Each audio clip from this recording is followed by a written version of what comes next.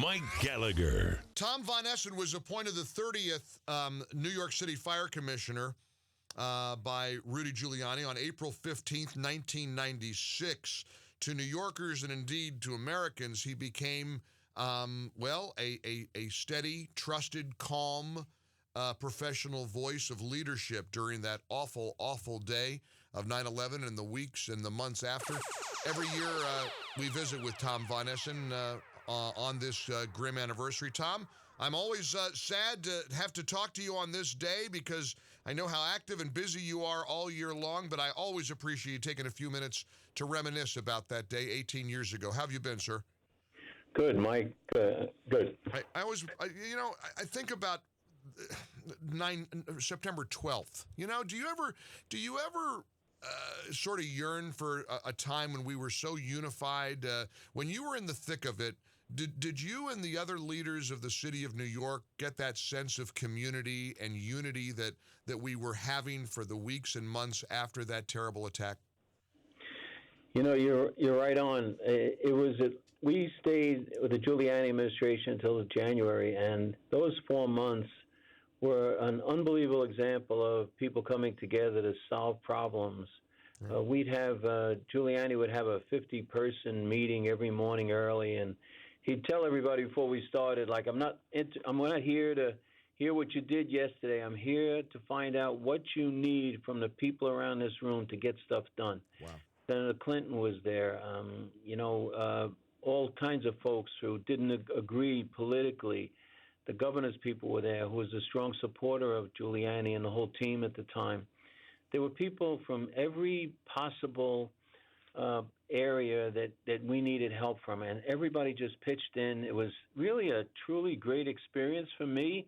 I had never seen anything like it, and it makes me yearn for that. When I've watched the last 18 years, as you get older and you start to really get into politics and you understand how pathetic some of these folks are, how it's only about getting reelected or it's only about pandering to a particular group of people that support you. Right. It's really a shame because we have such a great country.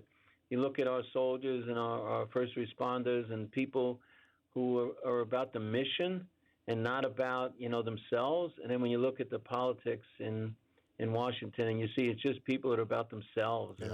About their own particular party, and it's kind of sad. It's just a different time. I mean, I just remember those months afterwards. I always point out, even people stopped honking horns at each other in New York, and for New York, that's a lot. I mean, nobody cared who the Republican was, who the Democrat was, what you stood on. You just wanted to get through this as Americans because we had suffered such tragedy. And I often think about the spirit of the first responder, firefighters. You lost a lot of brave firefighters that day, and I just think I wonder today if people still have the resolve to want to become a firefighter, to want to become a police officer.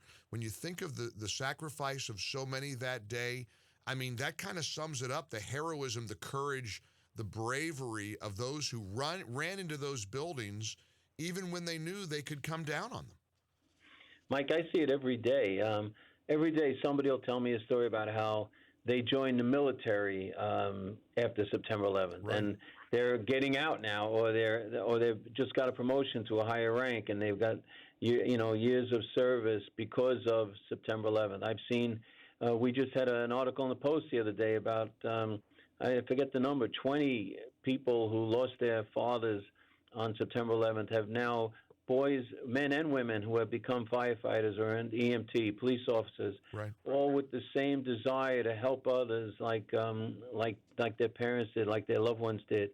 I saw Timmy Stackpole's son is a lieutenant out in San Diego in the Marines, and he had a race the other day, and on the back of his shirt he's got Captain Timmy Stackpole said that doing something for somebody else is the greatest joy you can get in life.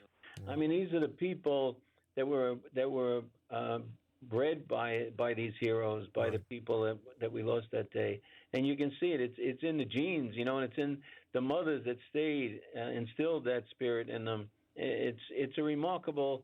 It just brings me right down. Sure.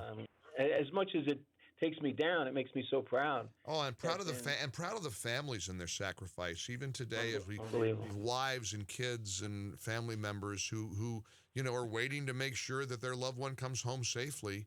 And it's just a powerful testament to the spirit of a first responder, to firefighters. Tom Von Essen is our guest. He was the New York City Fire Commissioner on 9/11. We visit with him every year on this day, and I'm grateful for your time. I know it's a busy and I'm sure an emotional day for you. Tom, if I can ask you about a troubling trend that we've witnessed, at least in New York, of a number of suicides of police officers. It's been a really, really disturbing development, and I wondered about firefighters. I wonder about the first responders, the men and women who come across such terrible carnage, and they just expected to do their job, and if they show up Tuesday to a house fire that killed 5 people, then they're supposed to go back to work again Wednesday, almost as if it didn't happen. Is that an issue with firefighters in terms of their psyche and the things they experience and face, as maybe depression or trauma? I always wonder about the emotional state of first responders like the firefighters you commanded. It's been more of a pronounced problem in the PD. Yeah. I guess for lots of reasons. Their job, I think, is even more difficult than ours as far as dealing with the public and dealing with some of the horrors that they see on a regular basis. Right. Our guys are with a team, and I always felt that helped. You feel like you're back on playing high school football with our guys. It's just, sure. You arrive as a team, you experience it as a team. You feel the pain as a team, and you seem to handle it better. I've seen some real emotional, tough times for the folks in EMS. They experienced horrible, horrible tragedy, and I think we do a much better job with them now than we did my years. My years, we came from, it's like those are the days when your parents just smacked you on the head and said, get over it. Old school.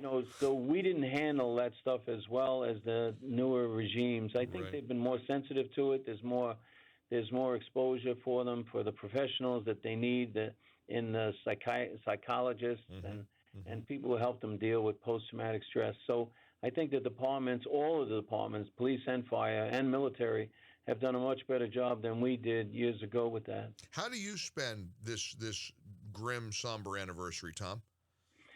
I always do a little press less every year, which is kind of good. And now I'm at FEMA, so I've got other things to worry about. Sure. I didn't think about it the last couple of weeks as much as normal because I was down in Puerto Rico trying to prepare them for Dorian. Right. So then came back last week, and then it started to get that nauseous feeling thinking about September 11th. Yeah. And I spent a day, at the ceremony, of course. I just walked back. Right. My office, believe it or not, is in the Trade Center, which is surreal for me. Sure. And I spend it with family and friends, just thinking about an enormous amount of, emails and texts from people who we, along with me, tried to help and try to do it best we could for those folks in times where you couldn't give them what they really wanted. They wanted their loved one, sure. And we couldn't give them that. Well, America is eternally grateful for your leadership, and I'm always so appreciative of you taking a few minutes on this day to speak to our listeners. Tom Von Essen, God bless you. Keep fighting the good fight, and I look forward to seeing you again soon. Thanks, Mike. All the best. Take care. 18 minutes before the hour. We also do something every 9/11. I was in New York and in the Empire State Building on the 18th floor, broadcasting the show. Many of you were listening to me 18 years ago. Many people started listening to our show because of 9/11. And we always go back a little bit and play some of the audio just so we don't ever forget. We were afraid. We were confused. We were baffled. We didn't know what to do. We'll kind of relive a little bit of that. My director of operations, Eric Hansen, was with me 18 years ago today, and he and I reminisce, play some of that audio, and get your thoughts as the Mike Gallagher Show continues here in the ReliefFactor.com studios.